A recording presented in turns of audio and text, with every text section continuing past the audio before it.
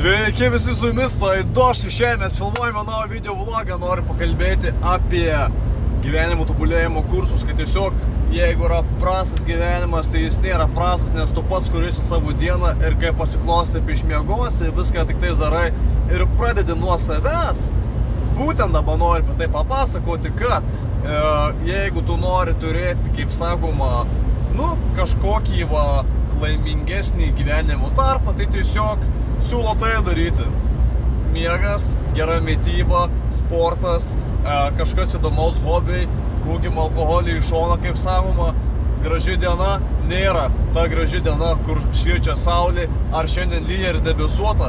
Graži diena yra ta, kai tu, kaip sakoma, pasirinki tinkamus drabužius bet kokiai dienai. O ką turiu bet kokius drabužius, tu darai visada, ką tu darei, nepaisant to, kas vyksta aplinkui ir kas tau ką pasakė, nėra svarbiausia, kas tau ką pasakė, o kaip tau kas tau ką tą pasakė ir kaip tu priėmė tą, ką tau ką pasakė.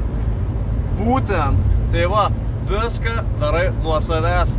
Pyktis yra tik emocija ir, kaip sakoma, tai nėra tik tais tai, kad tu supykai, bet tai yra, kaip tu priimi informaciją, nes tu nežinai, ką kitas turi omeny, o tu nusprendi pasirinkti tą emociją ir visada jinai trunka tik tais 90 sekundžių, atsiminkite, 90 sekundžių taisyklė ir jūs niekada daugiau gyvenime nebepyksite, nes pažiūrėsite į situaciją iš aukščiau, taigi 90 sekundžių, atsiminkite, gerkite daug vandens, daug skysčių, dehidratacijai, nes jinai veda iš protų, atsiminkite, alaus gerti nereikia, nes kuria estrogenų hormoną, jis yra moteriškas, mums reikia testosterono.